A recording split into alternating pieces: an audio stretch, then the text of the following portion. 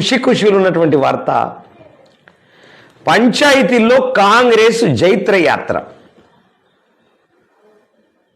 అంటే ఎంత వాళ్ళకి వచ్చింది పర్సెంటేజు? డబ్బులు ఖర్చు పెట్టి మభ్యపెట్టి వాళ్ళకు కూడా కాంగ్రెస్ పార్టీ ఎవరైతే అధికారంలో ఉన్నారో వాళ్ళ పక్షాన ఉండాలనేటటువంటి కాన్సెప్ట్లో మొత్తం టోటల్ డబ్బులు ఖర్చు పెట్టించి బెదిరించి బుజ్జగించి అన్ని రకాల వాగ్దానాలు చెప్పి తన వైపు తిప్పుకుంటే వచ్చింది 62% మాత్రమే కాంగ్రెస్ పార్టీకి. అంటే 38% జనం ఇంకా కాంగ్రెస్ను నమ్మట్లేదు. ఇది వాస్తవం.